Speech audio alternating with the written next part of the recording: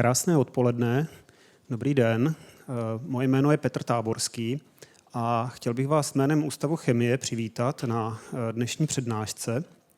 A nejdřív začnu těma technickýma věcma. Tahle přednáška bude nahrávána, aby byla později k dispozici. Proto prosím si vypněte vyzvánění na mobilech a abyste se vyhnuli, když tak případnému nějakému rušení tady toho nahrávání. Tak a teď už tedy k samotné přednášce. Název dnešní kavárny je Co je falešné na falešném Rembrandtovi. Tak už jenom ten název je jako velice zní lákavě, takže mě vůbec nepřekvapuje, že dneska přišlo tolik lidí. No a přednášku nám přednese pan doktor Juraj Lipšer. Řeknu pár slov o něm, aby jsme si ujasnili, jaký vlastně odborník nám přijel.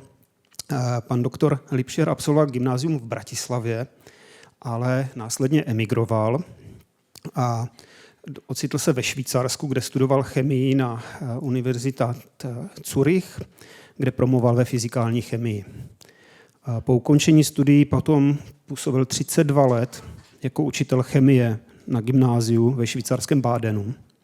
Současně se věnoval přípravě budoucích středoškolských učitelů chemie na velice věhlasné univerzitě ETH Zurich.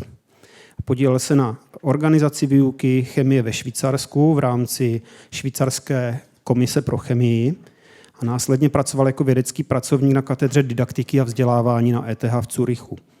Dlouhodobě se zaměřoval na tvorbu interdisciplinárních výukových materiálů propojujících chemii s filozofií, uměním, fotografií či kriminalistikou. No a posledních 20 let se intenzivně věnuje vědeckým metodám výzkumu uměleckých děl. V této oblasti publikoval celou řadu odborných textů, založil webovou platformu Colorlex a je autorem knihy Das Farbenbuch. S touto tematikou vystupoval na kongresech a přednášel na akademických institucích ve Švýcarsku, Německu, Rakousku. No a nyní máme tu čest ho přivítat. Takže, pane doktore, chtěl bych vás poprosit o přednášku. Ďakujem pekne. Ja mám mikrofón.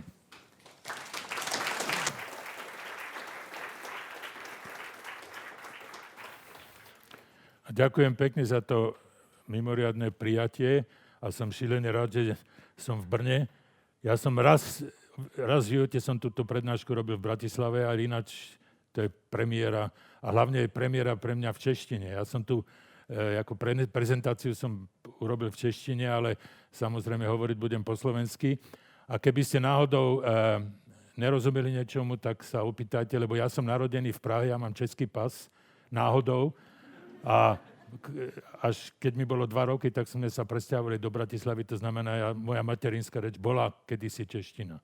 Čiže a ešte by som chcel dodať k tomu, čo pán Táborský povedal, on vynechal ešte, možno, že úmyselne, jednu takú stanicu mojej akademickej kariéry.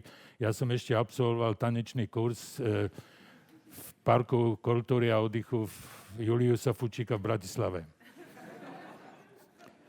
Ale možno, že ste to vynechali, pretože že viete, že som sa tam nič nenaučil. OK. Čo sa týka tej prednášky, by som chcel 2 veci ako predoslať. Jedna je to, že keby niekto, on mi povedal, pán Táborský, že tu sú aj učitelia chémie, a keby ste chceli vedieť, ja som vo Švajčiarsku učil, a keby ste chceli vedieť, jak sa to dá využiť vo výuke chémie, tak to na konci tej prednášky sa môžeme o tom v tej diskusii pobaviť o metodických problémoch, alebo ne. Mňa by zajímalo, keby som vám povedal, že jak som to ja aplikoval v výuke chémie, by ma zaujímalo, či by to bolo možné aj tu v Čechách, ne, v českých pomeroch. OK. A za druhé, ešte sa chcem omluviť kvôli jazykovým problémom, lebo ja mám tie veci, o ktorých som sa naučil až vo Švajčiarsku, tie som nikdy v živote v slovenčine nevedel a sa mi môže stať, že nejaké slovo mi vypadne a potom sa obrátim na vás ako špecialistov, aby ste mi pomohli. Okay? Keby ste chceli, tak mi môžete za každú chybu, ktorú urobím, odpočítať 1 bod. A ja vám zase odpočítam bod za to, keď budete klásť otázky, ktoré ja nebudem vedieť zodpovedať. To bol vtip. OK. Čakaj, kam to mám? No takto. OK. Ja som tu prednášku robil tak, že mám 9 prípadov, skutočných prípadov z dejín umenia a na každom prípade by som chcel exemplifikovať jednu metódu, chemickú alebo fyzikálnu metódu, ktorou sa ten prípad vyriešil. OK? Ste zrozumení? OK. Keby ste neboli zrozumení, tak by som to stejne tak robil. Lebo ja mám len jednu prezentáciu. OK. Prvý prípad je vlastne otázka na vás. Tu mám 2 obrazy, ktoré boli namalované v tom istom roku od Rembrandta. A či by ste povedali, že či to je možné ako v normálnom prípade rozoznať, či ten obraz je falošný, alebo teda namalovaný Rembrandtom, alebo nie. Je to možné pouhým okem to rozhodnúť. Keď má niekto nejakú mienku o tom, tak môžete zakričať alebo zdvihnúť ruku.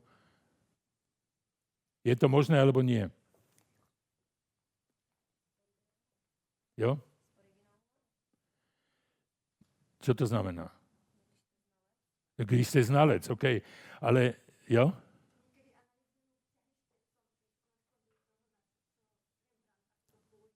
OK. Ja vám poviem, že na takýchto obrazoch, originál, už tie stopy šteca nevidíte. Ne? Ja sa vrátim k týmto 2 obrazom na konci, to je prípad číslo 9 a tam budeme diskutovať tú vec, čo vy myslíte. Ja si myslím, že čo vy myslíte. My musíte potom povedať, či som myslel to správne, čo ste mysleli.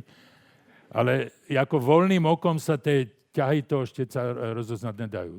To je práve hlavne v tej barokovej aj v renesančnej malbe, je to tak, že oni to tak potom na konci upravili, že tie stopy šteca není vidieť. Hoci Rembrandt robil aj to tzv. Impasto, kde to je zase úmyselne vidieť. To je pravda. OK. Tak vy ste povedali, že to sa dá. Tu máš ešte niekto nejakú mienku inú? No ja vám poviem, že sa to nedá.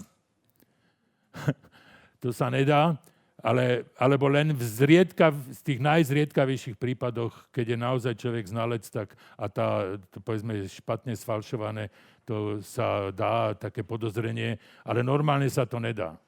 A preto mám tých 8 iných prípadov, v ktorom to nebolo rozhodnuté voľným okom, ale fyzikálnymi alebo chemickými metódami. OK? Čiže riešenie prvého prípadu je, že len v ojedinelých prípadoch sa to dá naozaj, povedzme, podozrenie pojať, ale normálne je to voľným okom sa to nedá. OK? A ešte by som chcel povedať, že mne nejde o to, a to uvidíte v tých prípadoch, že nejde o to len, či ten obraz je sfalšovaný alebo pravý. Ide aj o to, jak bol namalovaný, jaká bola genézia, jaká bola história toho obrazu, jakú techniku používal ten umelec alebo umelkyňa a rôzne iné kunsthistorické, alebo umelecko-historické, alebo iné problémy. Ne? To nejde len o falšovanie. OK. Prípad číslo 2. Tu budeme používať infračervenú reflektografiu takzvanú. To je veľmi jednoduchá klasická metóda, ktorou sa dajú určité veci, ktoré vám za chvíľku ukážem, zistiť. Len teraz chcem najprv ten princíp toho vysvetliť. Tu je obraz od Lukas Kranacha, to je taký nemecký renesančný maliar, ktorý je pomerne známy. A v Hamburgu skúmali tento obraz infračervenou reflektografiou. A veľká výhoda toho je, že zdroj infračerveného žiarenia je normálna žiarovka. Teda nenormálna, dneska už to není normálne, ale tá klasická žiarovka, ktorá mala to vlákno wolframové a bola na 3000 stupňov Kelvin zahriatá a vydávala vlastne 90 neviem koľko % tepla. teda infračerveného žiarenia a pár procent svetla. To bolo to, preto aj sa to dneska nepoužíva, lebo to je šílenie neeficientné pre energiu. Čiže tu máme žiarovku, tu máme žiarovku, ktorá osvetľuje tento obraz a tie infračervené papršleky sa odrazia do tej kamery tu a ten obraz tej kamery sa zobrazí potom na počítači alebo tak ďalej, lebo my nevidíme samozrejme infračervené žiarenie, to znamená, že musíme mať nejaké technické prostriedky na to zobrazenie. OK. Tie infračervené papršleky majú tú výhodu, že majú dlhšiu vlnovú dĺžku a preniknú hĺbšie do toho obrazu, lebo tie zrnká tých pigmentov ich nezastavia tak dobre, ako zastavia normálne svetlo, ktoré má kratšiu vlnovú dĺžku. To znamená, tie preniknú normálne až úplne po grunt. Som sa pozrel do slovníka, že sa to po česky volá tiež grunt. To je s vápnom alebo s griedou namalovaný na natrené plátno. A tam sa odrazia a idú spátky. A tá veľká výhoda tých infračervených papršlekov je, že náhodou uhlík ich úplne absorbuje. To znamená, uhlík sa používa pre podkresbu, to som sa tiež pozrel do slovníka, Unterzeichnung, underdrawing, a to sa robí uhlíkom. To znamená, že čo sa dá s tým infračervenými papršlekmi pri najmenšom zobraziť, je tá podkresba. A to mám príklad teraz. Takto vypadá tá infračervená fotografia tohoto obrazu. To je nejaký stredoveká alebo renesančná malba, stredoveká myslím, od menej známeho umelca, ale to som našiel taký pekný príklad. Čiže tam vidíte napríklad tieto čiarky, to zobrazuje, že tam on potom ako tmavšie namaloval, tam bol ako tieň a tak ďalej.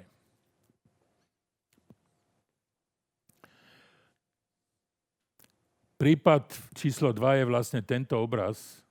Určite spoznáte modrú periódu od Picassa, ne? Keď on bol trošku deprimovaný, lebo myslím, že jeho kamarát zomrel a tak ďalej. Blue Room, modrý pokoj. A ten obraz je v Philips Collection v New Yorku. A tam ho reštaurovali a skúmali infračervenými papršlekami. A chcem vám ukázať, čo pri tom vyšlo najavo.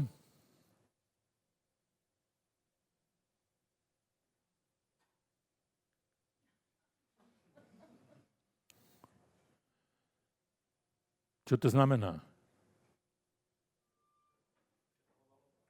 Genau. To je úplne bežná vec v maliarstve. Ja mám, myslím, dokonca ešte jeden, alebo dokonca 2 príklady na toto. To je bežná vec. To je portrét nejakého francúzského muža z lepšej spoločnosti, krásne oblečeného. A nevie sa, kto to je, to sa ešte nezistilo. A možno, že ten pán si objednal ten obraz a nechcel ho zaplatiť, alebo Picassovi sa to nelúbilo, alebo z jakého dôvodu aj to premaloval, lebo on nebol bohatý v tom čase a nechcel stratiť ako to celé plátno, to znamená, on namaloval druhý obraz na to a takto nádherne sa dá zobraziť ten obraz pod tým. Uvedomte si, že keby to človek chcel bez tejto metódy zistiť, tak by musel oškrabať ten modrý pokoj, aby zistil, že čo je pod tým. A takto sa dá s tým infračerveným žiarením krásne zobraziť ten obraz pod tým.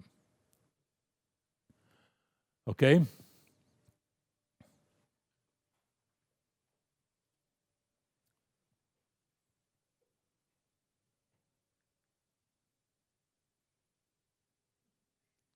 Po 2 príde 3, ne? Toto je to je najviac skúmaný obraz na svete. Keď sa niekto zaujíma o to, tak si nájdete v internete, je celá website o tomto, Feast of Gods, sa tomu hovorí po anglicky. Je kniha o tomto a rôzne články vo vedeckých týchto, že to je naozaj výborne zobrazené. Ja vám trošku ešte poviem, že čo je na tom obraze. To je Giovanni Bellini, to bol benátsky renesančný maliar. A toto je zobrazený slávnosť bohov. Ne? Keď niekto sa chce tu ukázať ako vzdelaný človek, tak môže mi pomôcť identifikovať tých bohov.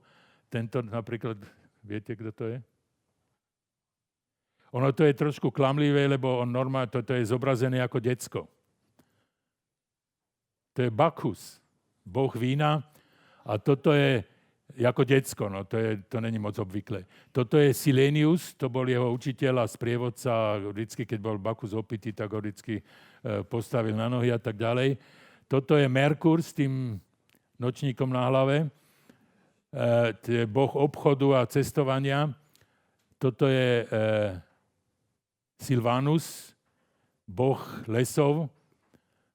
Potom je tu Jupiter, to je šéf, veľký šéf bohov. Toto je Cybele, to bola ako veľká matka, bola známa taká podbohyňa. Toto je Neptún, boh mora. To je Ceres, tiež bohyňa plodnosti. Toto je Apollo, taký dôležitý boh, ale taký trošku aj komplikovaný. A toto je tu ešte Pán, s tou flétnou, to tiež sa poznáme. A toto je Priapus. A teraz ja sa musím najprv podívať, či tu sú nezletili účastníci, lebo ten obraz není celkom mládeži prístupný. Oni tí bohovia, ja to môžem vlastne tuto ešte premietnúť, keby ste chceli ako viac vedieť. Ono to není celkom ako mládeži prístupné to všetko, lebo ten Priapus,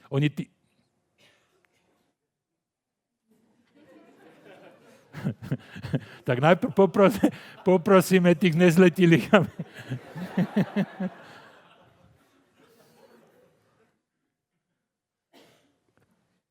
OK. Ja neviem, kam som to šiahol. OK. Tak oni, tí bohovia, majú slávnosť a popíjajú a už sú takí trošku znavení a už podriemávajú a tak ďalej. A prečo to není mládeži prístupné, tak podívajte sa, kde má ten Neptún svoju ruku tu. To už je trošku ako mládeži neprístupné, ale hlavne podívajte sa tu na tie nohavice toho Priapusa. A on sa snaží, toto je tá nymfa Lotis, nymfa lotosového kvetu, a tá zadriemala a on sa pokúša zdvihnúť jej sukňu a ju nejak zviesť. Ne? Lenže to celé je, to som ešte zabudol povedať, že to celé je podľa Ovidia. Ovidia alebo Ovida sa hovorí po česky? Ovidia, OK, som to správne napísal. Dobre, to znamená, že on sa tu pokúša o šťastie, že chce využiť situáciu a povedal som, že to je boh mužských genitálií, som nepovedal radšej. No a práve v tom rozhodujúcom okamžiku zahýka ten osel toho Sileniusa, alebo Silenia po česky, Silena, a tá nymfa sa prebudí a odtrčí toho Priapusa a oni, tí bohovia, ho vyženú a to bola ako tá story tohoto obrazu. OK? To vám hovorím len ako na rozptýlenie, lebo to vlastne ešte nič není, ako žiadne metódy sme nepoužili, fyzikálne ani chemické. To je len tá story za tým obrazom. Ten obraz visí v National Gallery vo Washingtone a tam oni majú veľké laboratórium fyzikálne a chemické, ktorým skúmajú tieto obrazy. A ja vám chcem ešte povedať, aby ste si trošku podcvičili mozog. Vidíte niečo komického, alebo ne komického, ale takého zvláštneho na tom obraze a dám vám tip, že podívajte sa na to pozadie. Ne tých bohov, ale to pozadie. Tunák. Vidí niekto nejaký niečo podozrivého?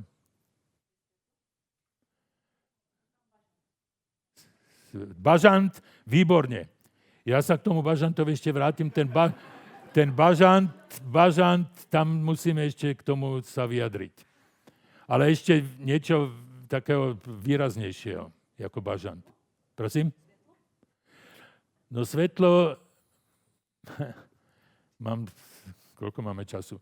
Podívajte sa, svetlo v renesančných obrazoch, to je fantastická otázka. Za to dostanete pozitívny bod. Svetlo v renesančných obrazoch úplne zmenilo celú systém malby, lebo pred renesanciou bol stredovek a v stredoveku svetlo vychádzalo z obrazu. Ne? To boli tie ikony a zlaté pozadie, to znamená, človek, keď stal pred tým obrazom, tak musel byť osvietený tým svetlom z toho obrazu. A čo sa v renesancii absolútne brutálne zmenilo, že to svetlo prichádza zo strany.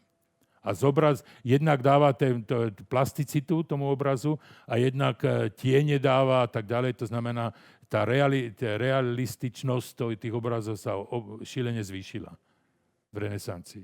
Okay? Ale to nie, to je ako každý renesančný obraz kvázi má takéto vedenie svetla.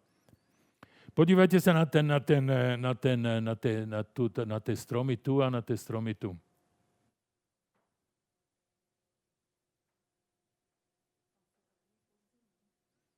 Jako? Podzimní a tu? Tu sú iné. Ja vás nechcem tu napínať, my nemáme toľko času a ja som zvyknutý ako učiteľ samozrejme vždycky otázky dávať žiakom, ale to nemusíme preháňať tunak. Tá skutočnosť je, že tie stromy na tej ľavej strane sú úplne iné ako na tej pravej. Ne?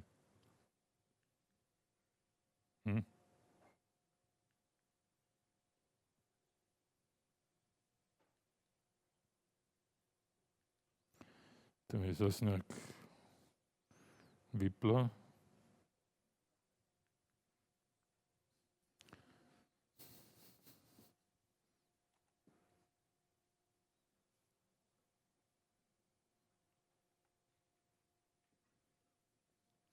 Máme tu nejakého technika?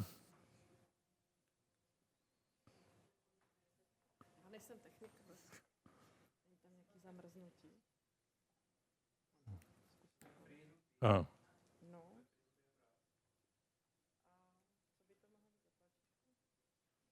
A co by to mohlo být Taky mě to napadlo.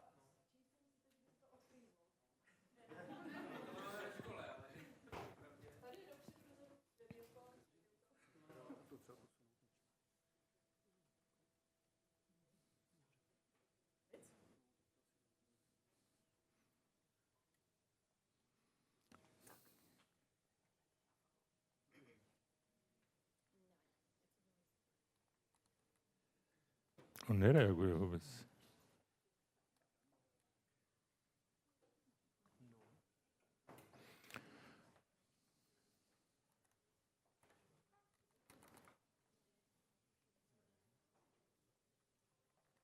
Jen tak z ničeho nic, že?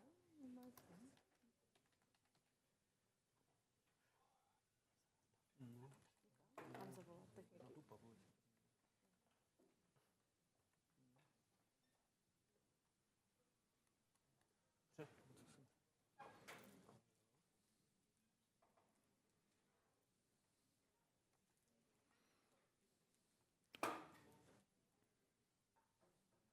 Aha. Skajte, teraz posunte to. A nereaguje ani tam.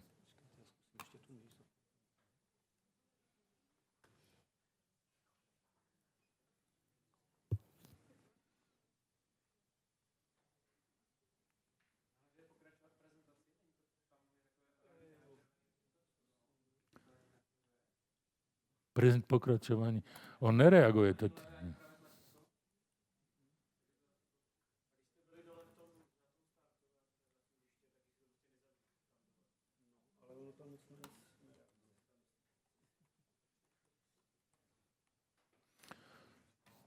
Ja som v každom prípade nevinný.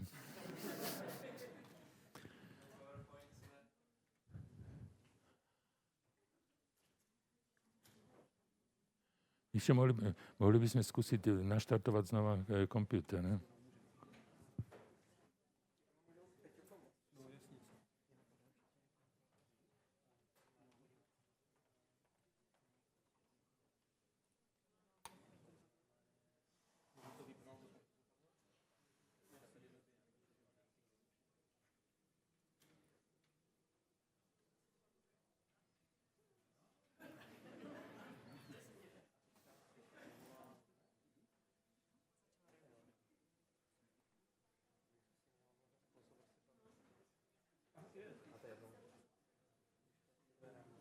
Ešte dole. Ešte jedna? Alebo môžete, no. Výborne. Počkaj. Jede nebo nejede? Výborne. OK. Čiže zostali sme pri tom, že tie stromy sú na ľavej strane iné ako na pravej. Ja myslím, že tu mám ešte aj také dve šipky na to, aby sme to naozaj videli. Ne? A to je ako, keď človek sa vyzná trošku v maliarstve a pozná obrazy od Belliniho a od iných maliarov renesančných, tak to hneď ako mu padne do oka. To znamená, ten obraz bol podozrivý, že tam niečo neštimuje a oni ho analyzovali rentgenovou analýzou. To je tiež klasická metóda, je presne to isté, čo oni robia, keď má človek zlomenú ruku a ide k doktorovi. Ten doktor cez tú kožu nevidí, jaká je tá zlomenina. To znamená, rentgenové lúče prejdú cez maso a kosti a rôzne prvky ich absorbujú rôzne. To znamená, že sa dá zobraziť, povedzme, tá zlomenina. Ne? Ja vám ukážem rentgenovú snímku tohoto označenej časti toho obrazu. Ne? Toto je tá označená časť a toto je tá rentgenová snímka. Z ľavej strany toho obrazu. Okay? Väčšina z vás kýve hlavou, tak to znamená, že vidíte, že o čo ide.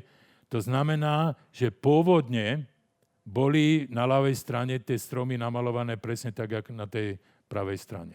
A keď človek pozná Belliniho, tak vie, že Bellini maloval takéto stromy, jak vám ukážem ešte raz tento obraz, že Bellini maloval také stromy, jak sú na pravej strane. To možno každý nevie, ale keď sa človek trošku vyzná v tom a pozná Belliniho, tak je to tak. OK?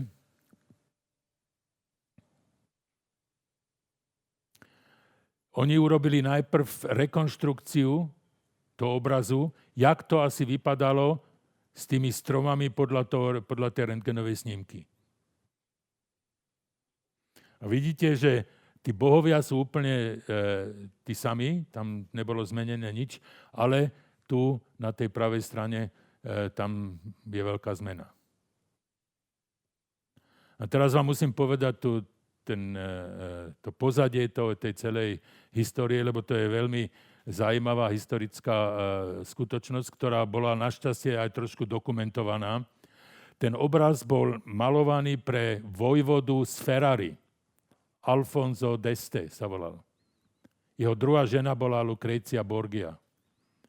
A on bol veľký milovník umenia a hlavne takých mytologických výjavov. Ne, to bolo 16. storočie, to znamená renesancia v Benátkach. A nechal si malovať od rôznych maliarov obrazy s mytologickou tematikou, ako napríklad toto. Ne? A Bellini bol starší človek už, tí ostatní maliari v Benátkach boli, ako tí známi, boli mladší. A ten Alfonso si vybudoval taký palác Camerino d'Alabastro. Ne? Alebo Camerini d'Alabastro, to znamená biele pokoje, izby. Ne? A tam v tom paláci, tam mal tú svoju zbierku a vypadalo to asi takto. tam, to je tiež rekonštrukcia, to není ako samozrejme snímka z toho, lebo fotografia to je rekonštrukcia. A tu vidíme ten Feast of Gods, tú slávnosť bohov. A najprv bolo namalované toto a on potom, Bellini zomrel a on si zavolal Tiziana, ktorý bol žiakom Belliniho, ten najlepším žiakom, tak jak u vás máte v triede tiež najlepšieho žiaka alebo žiačku, tak Tizian bol najlepší žiak a od neho si najprv nechal namalovať ten uctievanie Venuše a toto Bacchanália tých Andriánov a zavesil to napravo a naľavo od toho Belliniho. Lenže čo videl Tizian, maloval tie pozadia úplne inak. Také pochmúrne, jak ste vypovedala, podzimní, ne? Také kříky, ne? Malé stromy. Keře. Vidíte tu a také tmavé tento. A on zavesil tie dva obrazy vedľa toho Belliniho, tie Tizianové obrazy a videl, že to tam nepasuje.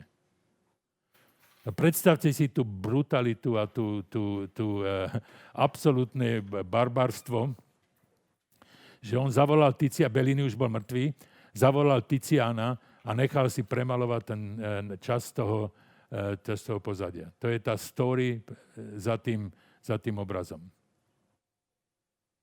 To je Alfonso d'Este tam.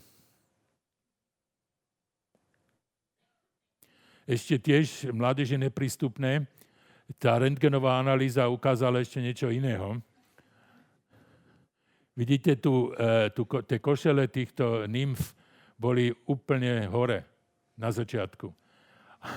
A potom Bellini sám, toto je urobené Bellinim, to bol Bellini sám, ktorý to erotizoval potom ako dodatočne. A jak to pekne vidieť. Ne?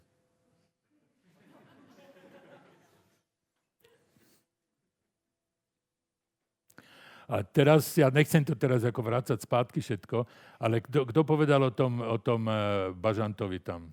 Kto to... OK. Tak ten bažant tam nepasuje vôbec. Ten je úplne aj príliš veľký a ešte aj tam nejak nemá tú rovnováhu a tak ďalej. To domaloval Dosso Dossi, tretí maliar, ktorý tam ešte trošku urobil korektúry a tak ďalej a namaloval tam svojho bažanta, ktorý je totálne netypický pre Tiziana aj pre Belliniho. OK.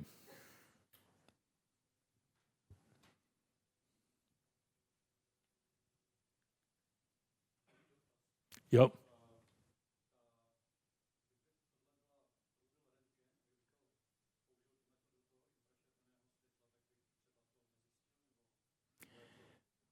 Super. Pozitívny bod. Keď sa pozriete do internetu na tú stránku, tak tam nájdete aj infračervené obrazy tohoto celého. Dokonca tam nájdete, to je fakt fantastický človek, ktorý to robil, ja som sa s ním potom spojil a sme spolupracovali trochu. On tam má ten obraz zobrazený v šílene veľkom rozlíšení a na to máte lupu a na tej lupe si môžete prepínať infračervené, rentgenové alebo teda normálne ako viditeľné tento. Tak sa môžete dívať na... A je to približne tá istá informácia. Ja som vybral ten rentgen, lebo už infračervené sme už, ako ten príklad som už mal. Okay? Neutronová aktivační analýze. NAA. To je trošku neuveriteľné, lebo keď to človek nepozná, tak sa trošku zhrozí nad tým. Tam sa položí obraz do atomového reaktoru. V Európe existuje jeden jediný taký reaktor a to je Helmholtz centrum v Berlíne. A tam majú atomový reaktor a 25-metrový taký kanál a toto je konec toho kanálu, tam ten obraz dajú a potom spustia na takom vozíčku do toho reaktoru a nechajú ho tam asi jeden deň. 20-24 hodín. Okay? A ten princíp tejto metódy je taký, že v atomovom reaktori, ako my, chemici a fyzici a vzdelaní ľudia, ktorí dávali pozor na chemii a na fyzike, je asi málo medzi nami, ale tak vieme, že v atomovom reaktore tam sú neutróny. To štepenie tých uránových atomov uvoľňuje neutróny. To znamená, že ten obraz je vystavený prúdu neutrónov. A tie neutróny z malej časti sa absorbujú, sa pohltia v tých jadrách tých atomov, ktorí sú v tom obraze, teda tých pigmentov. A tie sa stanú ako podľa pravidla, ne vždycky, ale čiastočne radioaktívne. A začnú žiariť sami.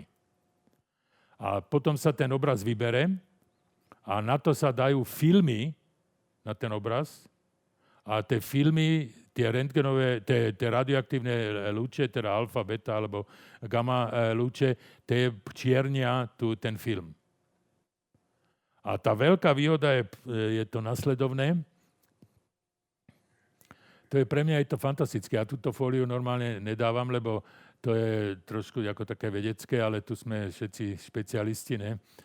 Tak toto je krivka, ktorá ukazuje to žiarenie toho obrazu, ne? A toto je ten čas od 0 do 20, to sú hodiny, toto je čas v hodinách, a to znamená tých 20 hodín, to žiarenie napríklad mangánu, sodíku a ortuti stále stúpa. Lebo čím dlhšie je ten obraz v tom reaktore, tak tým viac atomov sa stane radioaktívnymi, to znamená, to stúpa. A tuto v čase 0 sa ten obraz vybere.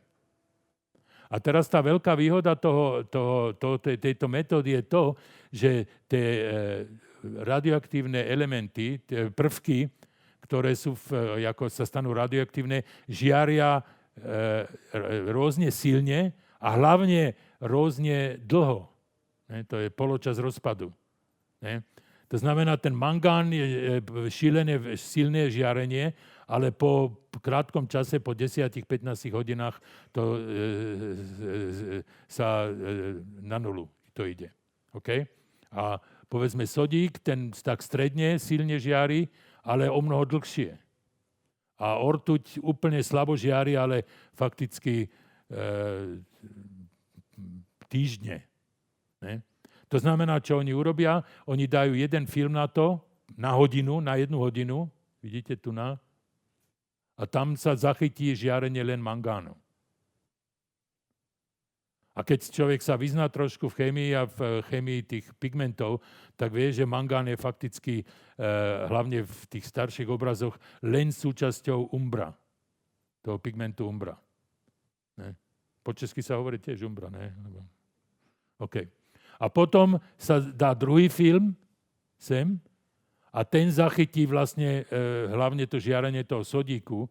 A keď sa vyznáme v chémii, tak vieme, že sodík je hlavne súčasťou ultramarínu, lápis lazuli. To znamená, máme zobrazený ten lápis lazuli v tom obraze. A potom, to už tam není tu ukázané, potom sa ten tretí film sa tam nechá, povedzme 6 týždňov a tam sa zachytí žiarenie ortuti. A keď sa vyznáme v chémii, tak vieme, že to je cinnabarit, sa hovorí po česky, myslím, ten minerál cinnabarit, to je sírnik ortutnatý a to je nádherná červená farba. Ja sa ešte k tomu vrátim v tých, myslím, 2 prípadoch dokonca a to zachytíme tam. To znamená, ja vám teraz ukážem ten Rembrandtov obraz, ktorý oni dali ako do toho reaktoru. Tento obraz už, to sme sa bavili o tom, tí experti, že či to voľným okom dokážu a tak ďalej, tak na tomto obraze vidieť voľným okom určité nezrovnalosti. A tá najväčšia nezrovnalosť je viditeľná veľmi dobre a to je tá príľba, ktorá je príliš výrazná.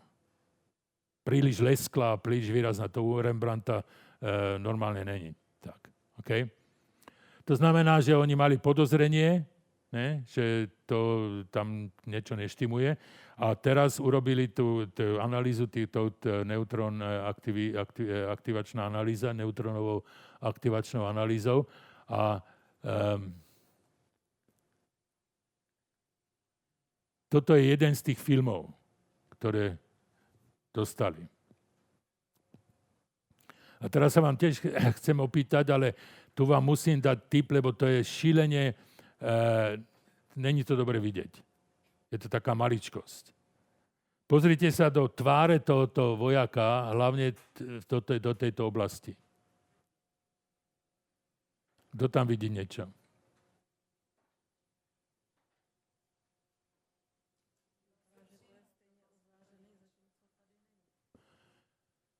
No toto je ten film. To je ten film, ktorý dostali oni. To znamená, toto je normálny, ako viditeľný, jak ten obraz vypadá. A toto je ten film. A pozrite sa tu na tú pravú stranu. Vidí tam niekto niečo podozrivého? No to... Aha. No to je tiež pravda, ale ja neviem, či sa to... Lebo tieto čierne bodky, to je uhlík jak sa to volá? Zornice. Zrenice. Zornice. OK?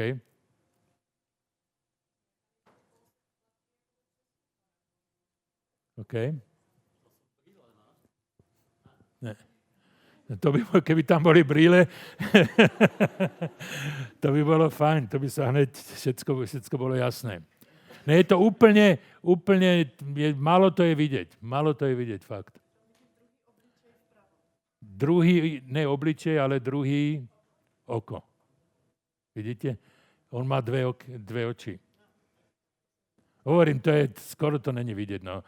Bez pomoci je to ťažko, ale je to skrátka, má dve oči a to je tiež niečo úplne normálneho. To sa volá po taliansky, alebo ako odborný výraz je pentimenti. To je, keď maliar premaluje, sa mu nelúbi, napríklad večer skončí a ráno príde tam a si myslí, to sa mi nelúbi, to chcem korigovať, tak to vykoriguje. To znamená, že on, ten umelec, Rembrandt, sme si mysleli, že najprv mal to oko dolu a potom ho namaloval trošku vyššie.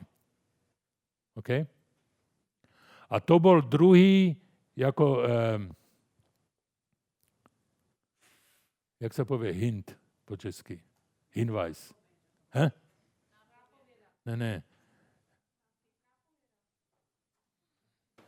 To sa mi nelúbi. Skrátka, druhý ne dôkaz, ale taký vodítko. Také vodítko na to, že to není Rembrandt.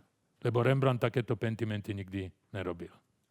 On keď maloval oči, tak namaloval ich na prvýkrát správne. On robil pentimenty, to ne, že by vôbec nerobil, ale ne je takéto, že by oko musel tento. To znamená, že toto a ešte iné, ktoré boli odborné a ktoré tu nechcem ako rozvádzať, iné dôkazy boli také, že to namaloval nejaký tovariš Rembrandta a ne Rembrandt sám. A to je tiež úplne normálne, lebo Rembrandt namaloval asi 1000 obrazov sa zachovalo a z tých 1000 obrazov je dneska už len 300 Rembrandt. Ktoré tá komisia, oni majú v Holandsku takú veľkú komisiu, ktorá je medzinárodná, ktorá teda rozhoduje o tom, či je to Rembrandt alebo nie. A to už len 300 a tento obraz skončil v pivnici. On bol v Berlíne v Gemäldegalerii vystavený prominentne tam úplne dolu, tam v tej veľkej hale a teraz je v pivnici. Ve sklepie.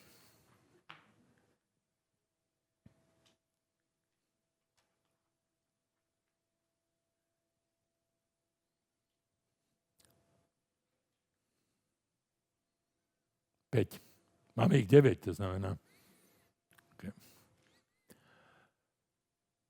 Ramanová spektroskopia. Raman bol indický fyzik. To krstné meno, to sa nedá, ako ja to neviem vysloviť. Preto som hovoril o Ramanovi. A to je veľmi ako jednoduchá metóda v celku. máte nejaký materiál, povedzme nejaký obraz a sa pošle šílene intenzívny laserový lúč na ten materiál a ten materiál rozptýli to svetlo a väčšina toho rozptýleného svetla má takú istú vlnovú dĺžku, jak ten laserový tento lúč. To znamená, tam není obsiahnutá žiadna informácia, ale malá časť toho svetla je rozptýlená a má inú vlnovú dĺžku.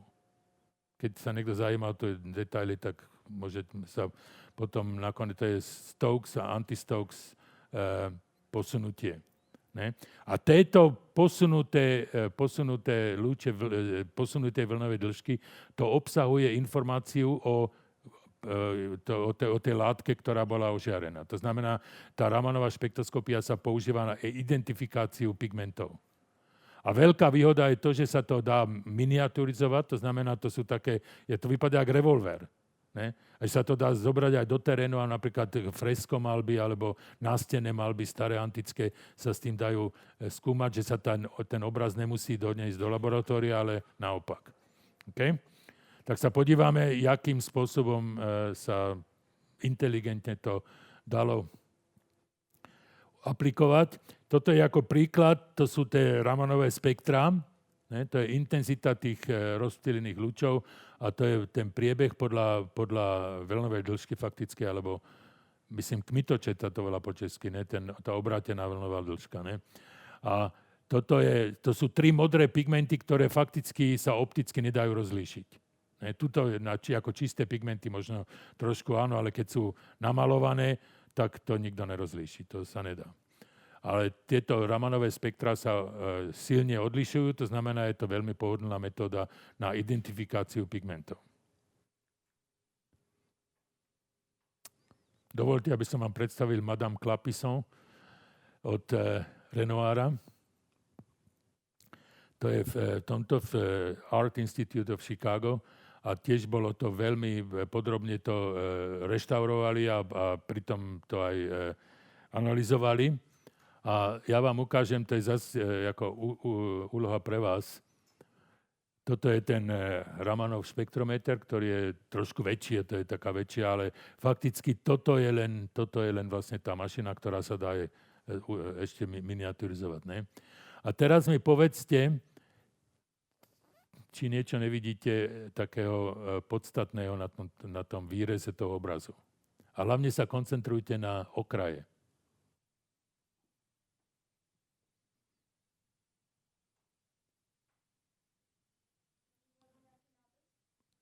Nápis, to je, ale to je normálny podpis Renoira.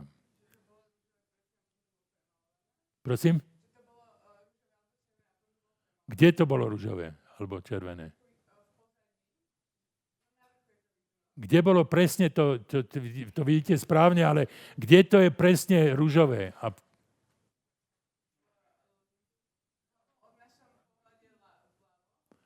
Toto?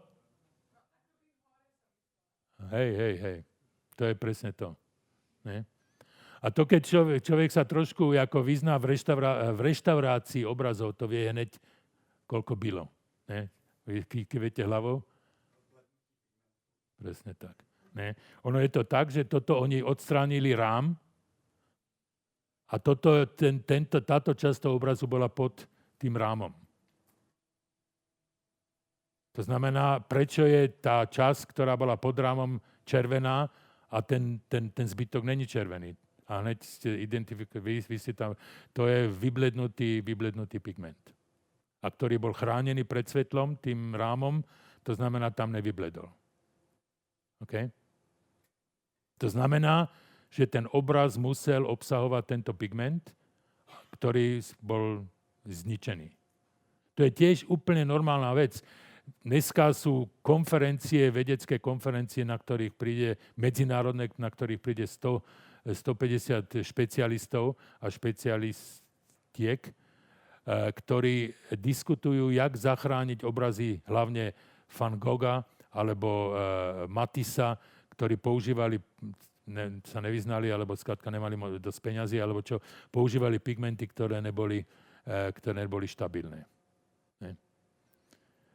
A toto teraz sa identifikovalo, tento pigment sa identifikoval Ramanovou spektroskópiou ako karmín. Ne? To je živočíšny pigment, ja neviem, či viete, to sa robí zo vší. Ne? Kaktus, ktoré žijú na... Ne, vší... Ne.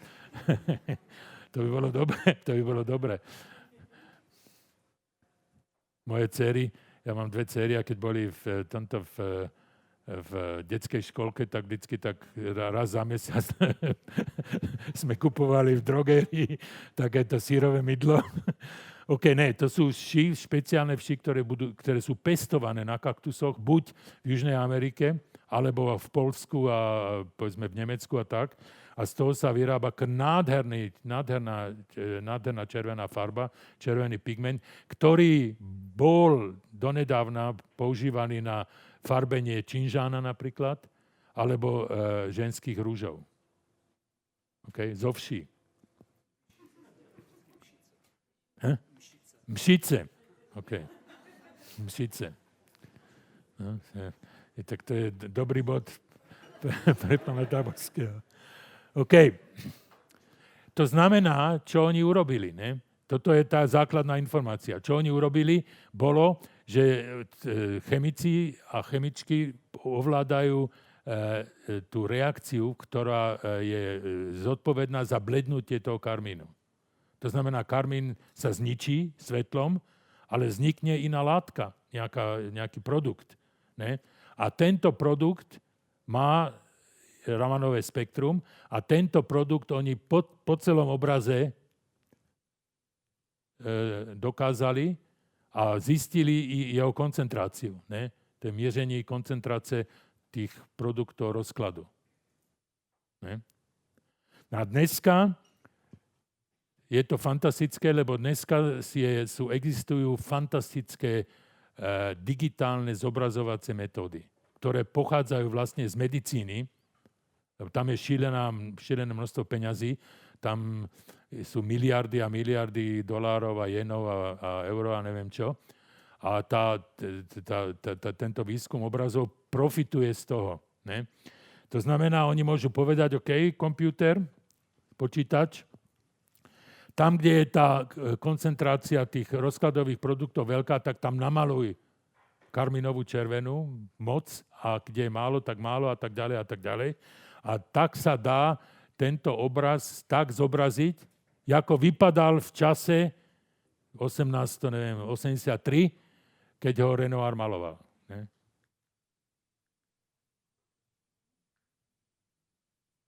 Digitální omlazení. Rejuvenation.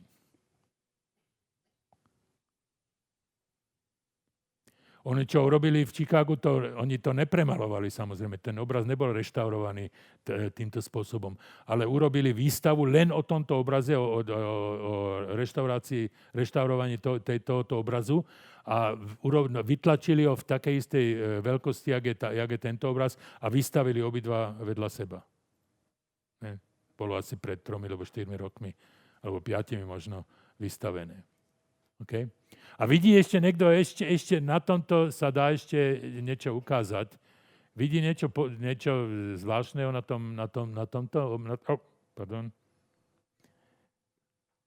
tomto obraze? Presne tak, lebo to kreslo je úplne také isté, ako bolo pred 60 alebo 40 rokmi. Ne? A sa vrátime k cinabaritu. To je sírnik ortuťový, ktorý je absolútne stabilný a nádherne sú barokové, renesančné obrazy. Tam žiari tá červená farba toho cinabaritu ešte furt po viacerých 100 rokov. Keď chcete dobrý príklad, tak je od Johannes Vermeer ten dáma s tým červeným klobúkom. Ten celý červený klobúk je malovaný fakticky čistým cinabaritom. OK.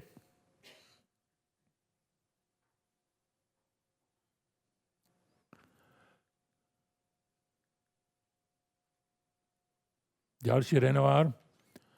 A tu chcem osloviť ľudí, ktorí sa trošku v móde vyznajú. Nechcem povedať, že sú to len ženy, ale ľudí, ktorí sa vyznajú trošku v mode. Tu je fakt skoro na prvý pohľad vidieť, že tam je niečo, tam neštimuje niečo. Presne tak. Tam sú tie dve dámy, táto je taká dominantná s tými deckami a táto, a tie sú úplne ináč oblečené. Jo, presne tak.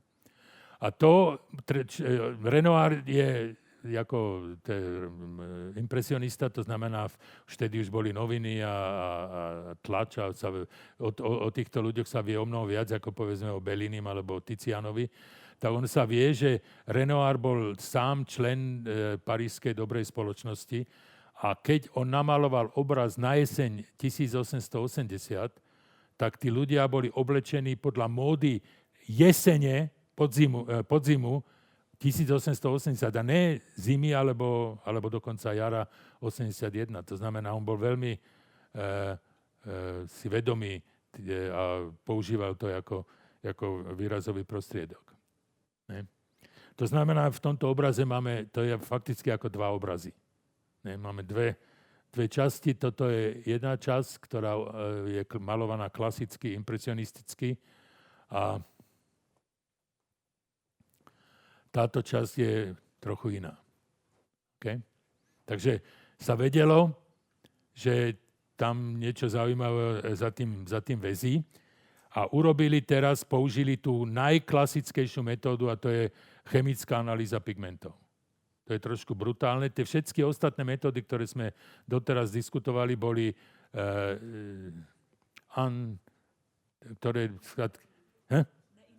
neinvazívni a že ten obraz nepoškodili. Ne? Ale toto je naozaj, tam prídu so skalpelom a oškrabnú trošku, teda mikroskopicky malú časť, ale je to teda invazívna metóda. Ne? Najprv urobili rentgenový snímek a na tom rentgenovom snímku, keď sa vás opýtam, že čo tam vidíte, tak tá odpoveď je, že tam nevidíte nič. Teda nič podozrivého. A ja vám ukážem jednu vec, ale to určite človek nezbadá, a to je tento maličký biely, táto stopa niečoho bieleho. Ne? Ja vám dám trošku ešte ako tip do budúcnosti, keď to pôjde ďalej, že v rentgene je tá absorpcia tých rentgenových lúčov je proporcionálna atomovému číslu alebo atomovej hmote. To znamená, čím ťažší element, čím ťažší prvok, tak tým viac absorbuje. To znamená, keď je niečo takto biele, tak je ten typ, že to musí byť buď olovo, alebo ortuť. Iné ťažké prvky sa vlastne v maliarstve nepoužívajú.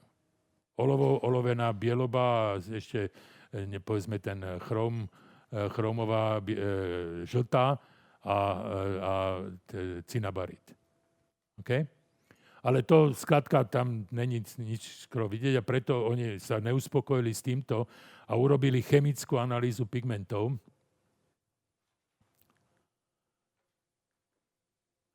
A najprv, keď videli na tom rentgenovom snímku, že na tej hlave niečo bolo, tak urobili zobrali vzorku odtiaľto a toto je tá vzorka z tých vlasov. Čo tam vidíte?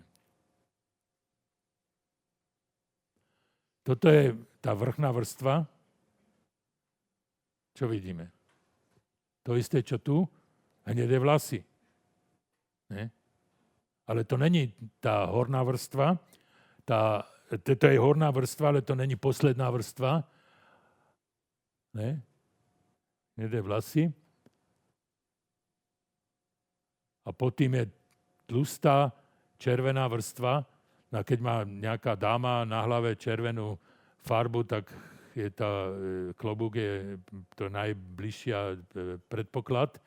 A ono sa samozrejme vie, že Renoir často maloval ženy s červenými klobúkmi. To je úplne iný obraz. Toto nemá s tým spoločné. Ja som to len vybral ako príklad, že Renoir maloval červené klobúky. Ne? OK. Teraz zobrali, lebo tie šaty sú tiež úplne iné. Zobrali jednu vzorku z tých šatov A tam vidíme úplne podobný tento. Tam je hore tá taká šedo-modro-zelená, ktorú vidíme aj na tom obraze, na tých šatoch. A tuto, ne? To je ultramarín miešaný s nejakou čerňou a povedzme ešte nejakou žltou farbou. A pod tým je kobaltová modrá. A kobaltová modrá je presne tá farba, ktoré Renoir používa len kobaltovú modrú v jednej perióde. A toto je typická, táto modrá je kobaltová modrá. To je taká intenzívna, silná, kriklavá modrá farba. OK.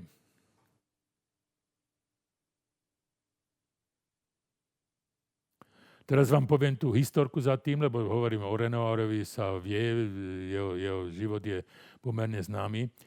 On sa dostal 1880, ten obraz je malovaný 1880 až 1886.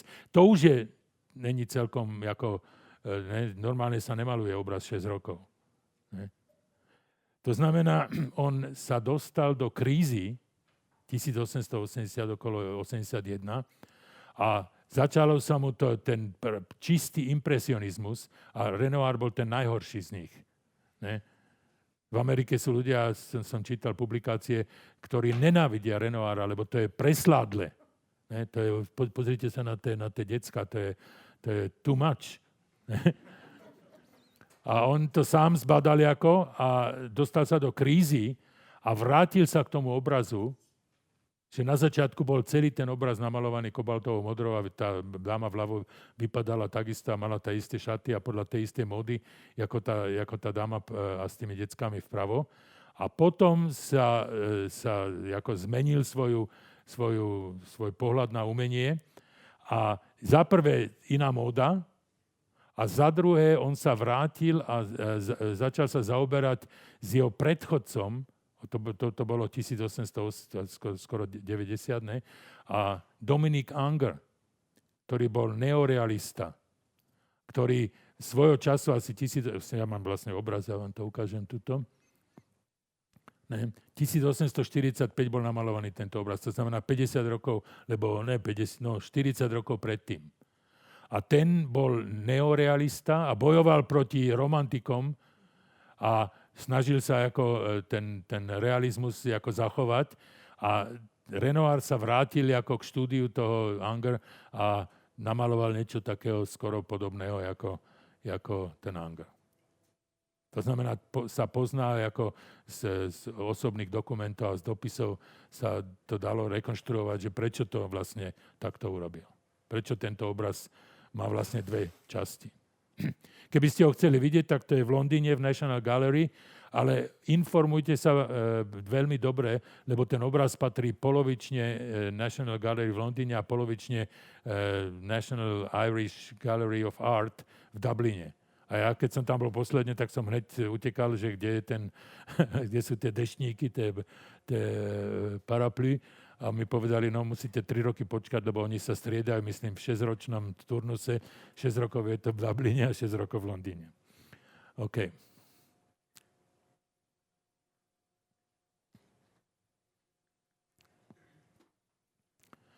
Prípad číslo 7.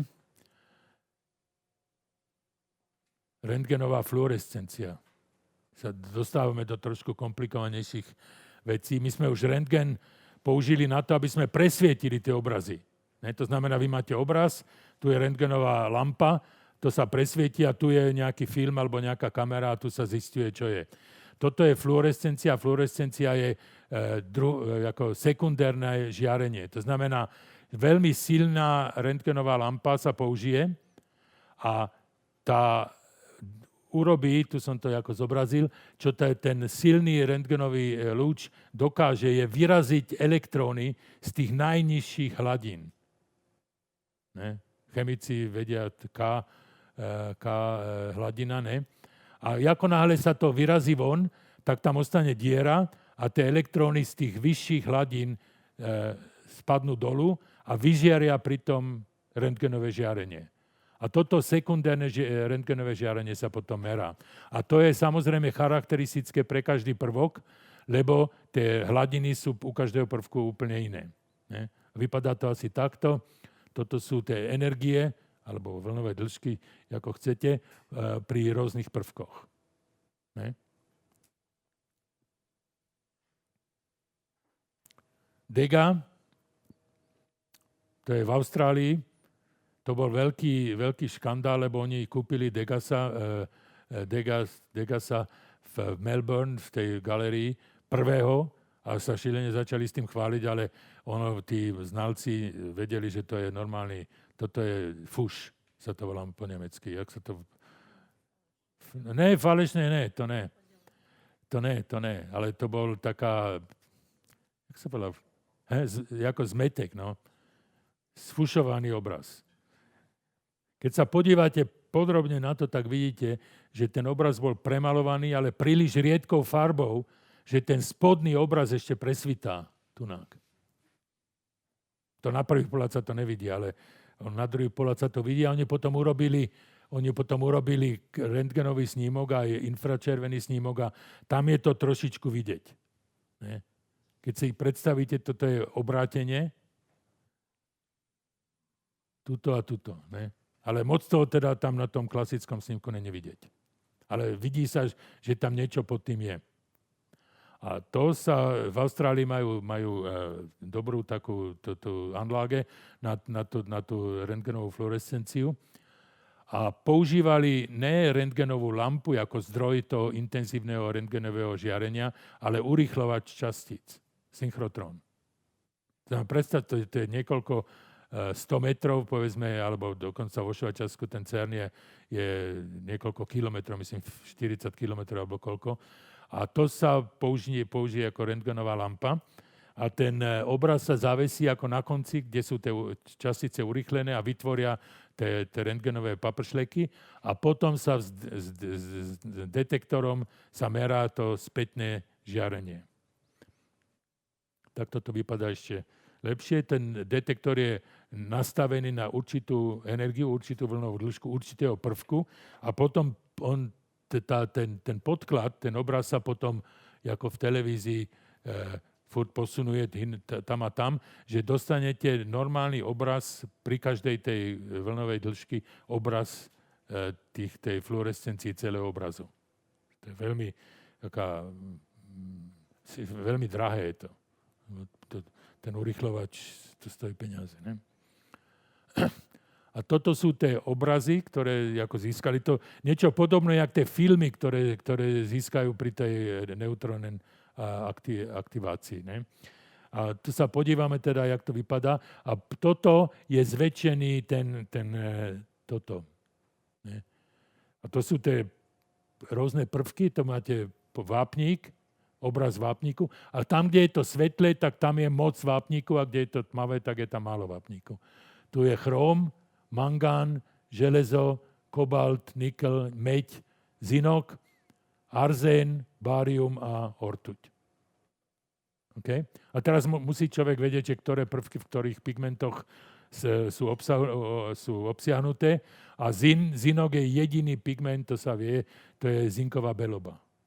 To je nahrážka na tú olovenú belobu, lebo to je jedovaté, že to sa veľmi používalo hlavne u impresionistov a postimpresionistov, jak bol Degas. Tak sa pozrite, kde nájdeme tú belobu, a to je typické, samozrejme, to sú svetlé časti obličaja, ne, to sa používa ako na zobrazenie svetla vlastne, kde sa odráža svetlo. Zinková beloba v tvári. Toto, myslím, dokážete interpretovať sami. Červená, kde sa nájde u ženy červená, rty a trošku rúžu na líci. A teraz to treba vedieť, že tam hore mangán a železo, obidva sú súčasťou umbry, toho hnedého pigmentu umbra. Obidva. To znamená, keď to človek chce analyzovať, tak musí zobrať obidva a vidíte, kde sú tie svetlé, to je na vlasoch. Ne? To znamená, máme podozrenie na hnedé vlasy. A teraz vám, to je prípad ako u tej Ramanovej spektroskopie, že to sa všetko naladuje do počítača a tomu počítačovi sa povie, tam, kde je ten zinok svetlý, tak tam dáš bielu farbu a tam, kde je ten cinabarit, tam dáš červenú a tak ďalej a tak ďalej. A takto to vypadá. A teraz, keď niekto povie, že to neurobilo to veľký dojem na ňo, tak není môj kamarát. Ja vám ešte dám na porovnanie, toto je klasická rentgenová snímka.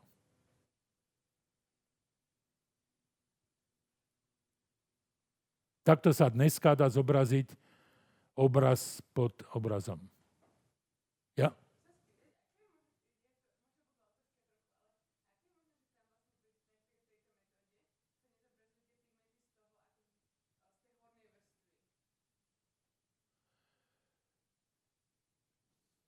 To sú dva body pozitívne.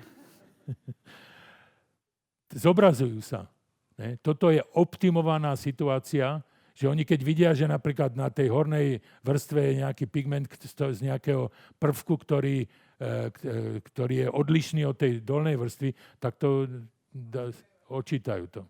Alebo vôbec to nedávajú tomu počítaču. Ale samozrejme to je normálny prípad, že tie obrazy sú obidva, sa tam vidia a toto je optimovaný prípad.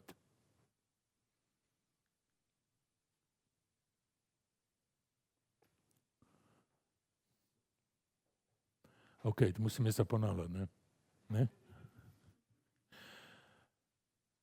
Toto je najväčšia detektívka teraz. Toto je naozaj napínavá story.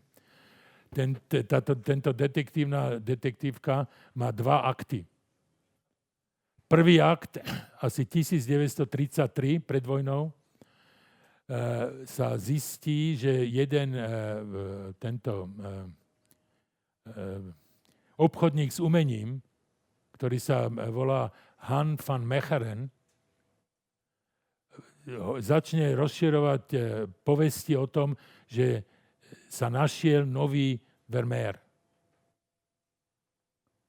A keď človek sa trošku pozná Vermeera, Rembrandt 1000 obrazov. Dneska je 300 uznaných za pravých. Vermeer 37 obrazov je zachovaných. To znamená, nový Vermeer, že aj Rembrandty bola senzácia, ale to je teda ešte senzácia na druhu. Ne? S celou takou story, že nejaká ruská šlachtičná bola celá rodina zabitá a že predtým našli nejaké písmo, nejaký dokument, že oni zakopali niekde v Rusku, alebo neviem kde, skrátka možno v Nemecku, alebo v Holandsku, to už neviem, sa nepamätám, skrátka zakopali nejaké poklady a že tam sa to našlo. Tak bola veľká senzácia a oni to dali na posúdenie tým najlepším znalcom Vermeera.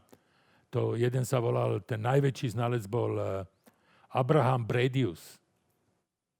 A ten nielen povedal, že to je pravý Vermeer, ale povedal, že to je ten obraz od Vermeera. Stěžejný obraz.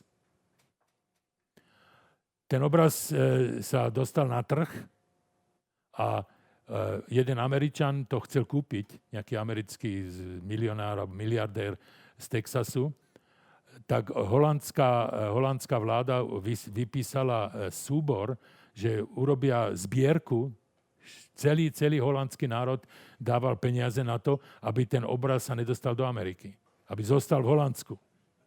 Ne, to je holandský kultúrny poklad, tak to nechceli dať. A naozaj sa im to podarilo a kúpili to, ja neviem, už neviem presne, koľko guldenov to dostali. Dostal ten Mechelen. A tento obraz má to odôvodnenie, prečo je to pravý Vermeer, bolo, že Vermeer namaloval 2 obrazy, len 2, s náboženskou tematikou. Jeden, Nový testament, ten Ježiš u Marie a Marty, Nechcem to teraz, máme málo času, to tá biblická story. A druhá tento je antika Diana, tá bohyňa Diana s jej spoločničkami. A potom už maloval fakticky len takéto domáce scény, služky a žena, ktorá číta dopis, alebo ten portrét tej dívky s tou perlovou náušnicou a tak ďalej. Ale žiadne také mytologické alebo religie. A tento obraz, ten večeře v Emauzích, ten považovali ako za missing link, ako chýbajúci článok medzi tými náboženskými motívami a tými domácimi scénami. Okay?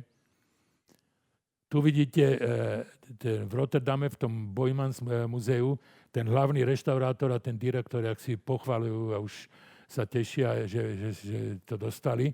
A potom urobili obrovskú výstavu 400 rokov holandského maliarstva a tento obraz dostal samozrejme prominentnú, alebo najprominentnejšiu pozíciu, tak, jak je Mona Lisa v Louvre. Ja neviem, či ste to videli.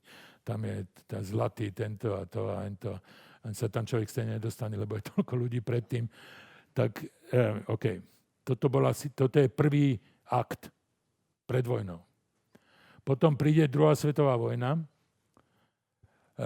Jeden z tých hlavných hercov, ktorí tu v tej dvojaktovke hrajú, je Hermann Göring, ktorý bol na rozdiel od Hitlera bol veľmi kultivovaný človek a miloval muziku klasickú, si nechal hrať, nejaké kapely si tam volal a on mal obrovskú vilu, to nebola vila, to bol palác. Pozrite sa na toto, je Karinhal a toto je jeho zbierka umenia. Nespočetné. On z časti to skúpil a z časti samozrejme ukradol židovským rodinám a tak ďalej, tak toto bola jeho zbierka. Ne?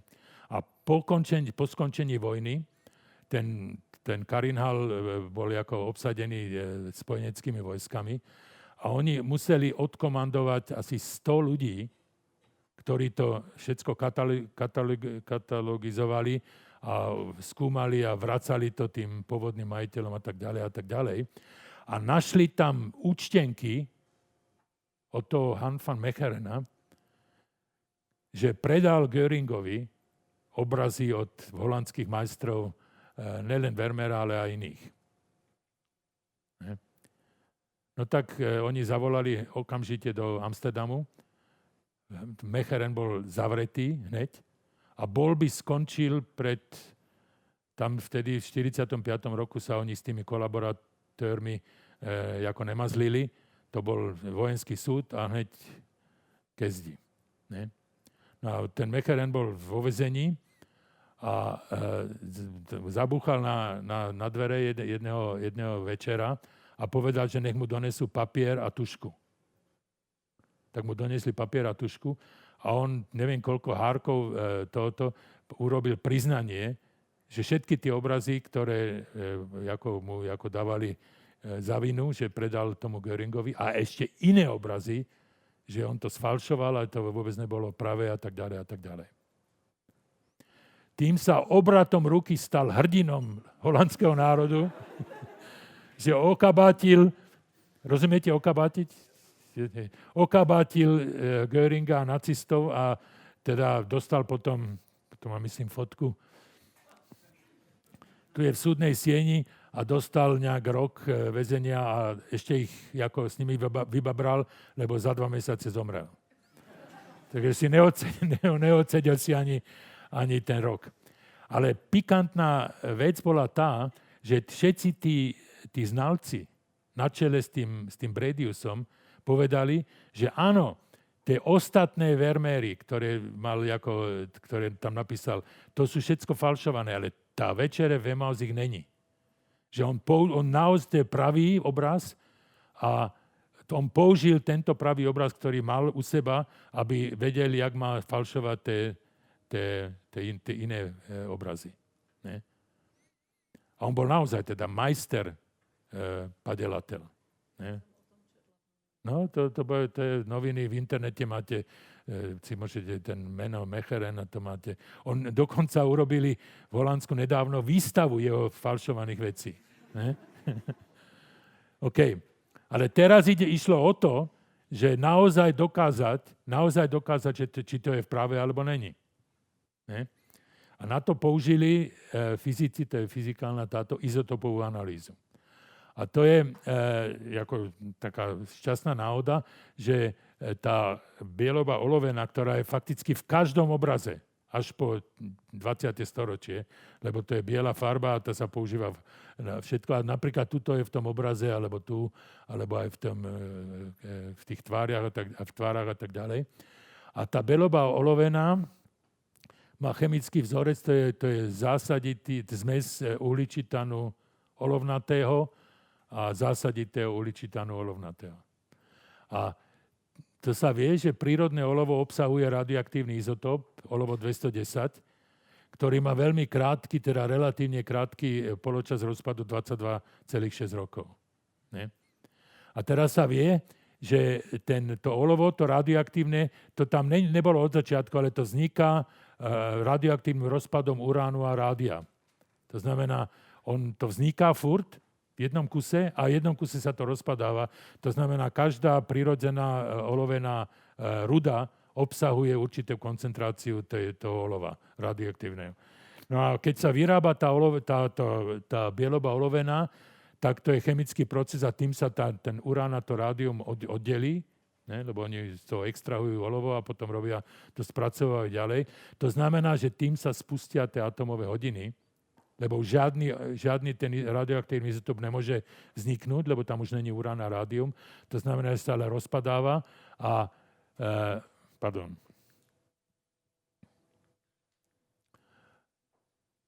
A to znamená, Vermeer žil tu 1632, to znamená od jeho smrti až po druhej svetovú vojnu bolo 13 poločasov, 13 krát 22,6 rokov, to znamená, celé olovo radioaktívne sa muselo rozpadnúť a ten obraz obsahoval ešte fakticky ešte 100% toho olova, tak to dokázali, že to bolo naozaj falšované. A tak dobre, že všetci znalci to považovali za pravé.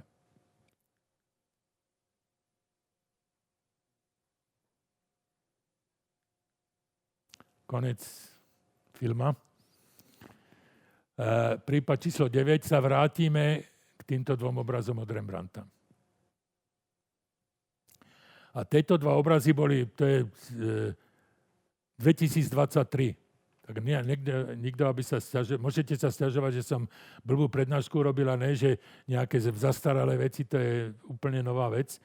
A tam sa analyzovala, kto to povedal, vy ste to, myslím, povedali, že tam, lebo ne, kto to povedal, vy, s tým analýzou tých štecových týchto. Ne? A to sa robí tak, že sa šikmé svetlo sa dá na ten obraz a tým sa zvýraznia tie štecové, ten rukopis fakticky toho šteca. Ne? Ten Pinselführung, jak sa to hovorí po nemecky. Ne? Vedenie šteca. Ne? A to sa dá analyzovať a dneska umelá inteligencia sa to dá tak urobiť, že keď má človek obrazy toho maliara, tak to naučí tú inteligenciu, jak on to robil s tým štecom a dá sa to porovnať potom s tým obrazom, ktorý človek chce autentifikovať. Okay? A u Rembrandta je špeciálne, že tam sa môže dokonca autentifikovať tak, že jeho tovariši, ne, to normálne Rembrandt nebol toľko falšovaný, ale jak ten príklad s tým mužom s tou príľbou, že to boli tovariši. On v jeden čas bol veľmi úspešný a nemal čas, tak to nechal malovať tými tovarišmi a tým holandským týchto mešťanom to bolo fakticky jedno. Ne? Vtedy to nebolo také on nebol ešte tak známy, že by to hralo takú veľkú rolu. Ne? A on sa vie, kto to boli tí tovariši. A väčšina z tých, alebo všetci tí tovariši sa stali fakticky slávnymi maliarmi, viac alebo menej. Keď to vidíte, tie mená, tu napríklad Nicolas Mies, alebo ten Ferdinand Boll alebo Karel Fabricius a tak ďalej. To boli viac menej známi maliari, od ktorých sa zachovali obrazy. To znamená, že tá umelá inteligencia sa mohla natrénovať na všetkých, na každého z nich. Aj na Rembrandta, samozrejme. Na obrazoch, o ktorých není pochybnosti, že sú od neho. Ne? A toto je výsledok. Tu na tej y-ovej ose je komplikovaná veličina, ktorá zobrazuje tú charakterističnosť toho vedenia toho štetca. Ne? A tu máte tých všetkých 14, koľko ich je, tých tovarišov, aj Rembrandta. A vidíte, že tu je fakticky Rembrandtová tá skoro 100% a tí ostatní fakticky 0. To sa môže zanedbať. Ne? Ale ne tu. Ne? Tu Rembrandt, Govert Flinck. Ne? To znamená, že touto metodou sa, ne že dokáže, ale sa je podozrenie, že ten druhý obraz, tá žena, že bola malovaná nejakými tovarišmi. Okay? A toto je konec, to je 9. prípad, ale ja vám chcem ešte niečo povedať na záver. Ja som není žiadny znalec Rembrandta. Ale pozrite sa na tú ruku. A pozrite sa na výraz tváre na tomto obraze a na tomto obraze. Ja si myslím, že samozrejme, že keď viem, o čo ide, takže dá sa tam vidieť voľným okom, že tento obraz má omnoho prirodzenejší výraz tváre a prirodzenejšie držanie tej ruky, jak ten obraz napravo. To mi nemusíte veriť, to je absolútne moja mienka, ale stejne som to chcel povedať. OK. Keby ste náhodou oproti očakávaniu mali ešte záujem o takéto veci, tak sa môžete pozrieť, ja mám pár publikácií, ktoré som napísal aj o tomto, alebo o iných takýchto medzidisciplinárnych veciach. Tu sa môžete pozrieť na tú knihu, ktorú sme vydali pred pár rokmi. A keby niekto chcel, ja mám webovú stránku, kde sú asi 140 obrazov analyzovaných a pigmenty popísané a tak ďalej, tak vám dám tú webovú adresu.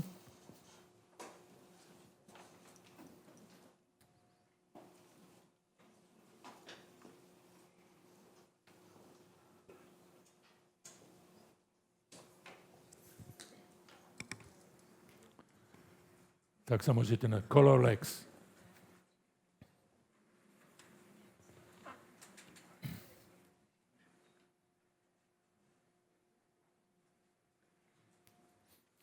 OK. Tak ja som hotový, ďakujem vám za pozornosť.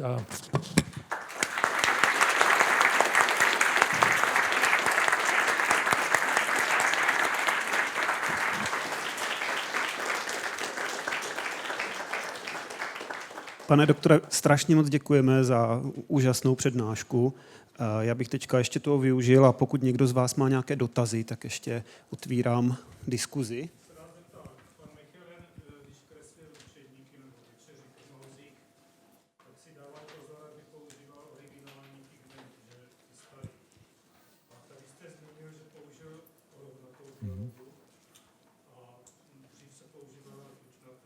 Jako? Ne, kadmiová beloba bola asi v 18. storočí. Olovená bieloba je najtoxickejšia a kadmiová beloba, ale kadmiová beloba neexistuje. Kadmiová žltá, kadmiová červená a oranžová.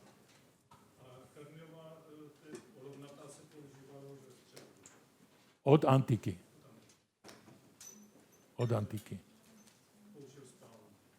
Nie on bol fešák, on dokonca tú krakelatúr, urobil tak, to ste určite čítali niekde, on urobil bakelitový prášok, bakelit, to bola tá prvá umelá hmota, a jemne to poprášil a dal to do pece. A on to nejak zistil predtým, si to vyskúšal a ten bakelit urobil takú podobnú krakelatúru, jak sú tie staré obrazy.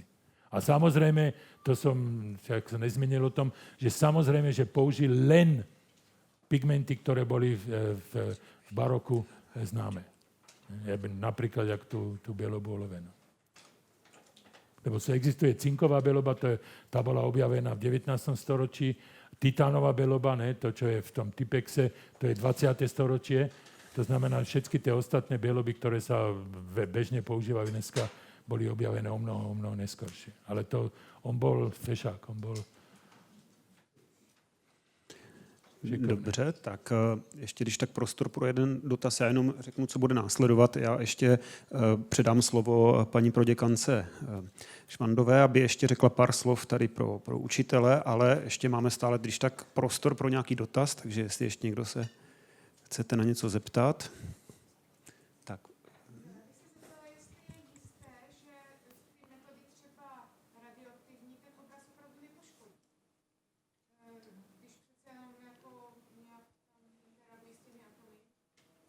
No, to je tiež taký polovičný pozitívny bod. Ja som tú otázku čakal už potom. Ne?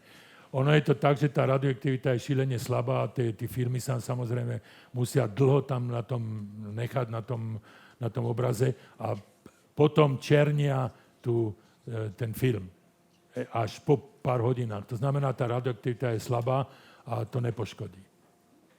To je samozrejme, to je očividné, že to je otázka, ktorá, keby sa to zničilo, tak...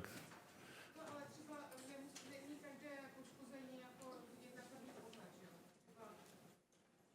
No, to bolo vyskúšané, tá metóda bola predtým skúšaná na bezcenných veciach a zistilo sa, že to není nebezpečné. Dobře, tak ještě když tak nějaký dotaz. Jestli ne, jestli se dívám dobře, tak ještě jednou velice, velice moc děkujeme, pane doktore.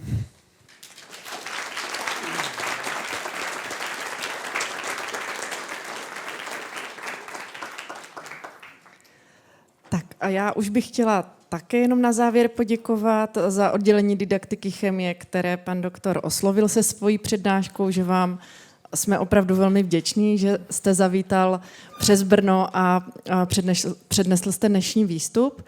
A také chci poděkovat vám, kteří jste se přišli na chemickou kavárnu podívat. Je to akce, kterou pořádáme pravidelně, není ojedinělá. Některé chemické kavárny jsou užej zaměření na vzdělávání chemii na středních a základních školách, ale některé jsou takto popularizační a tyto akce propagujeme na portále Učit se učit nebo na webu Přírodovědecké fakulty, takže doufáme, že některé z vás potkáme i někdy v budoucnu.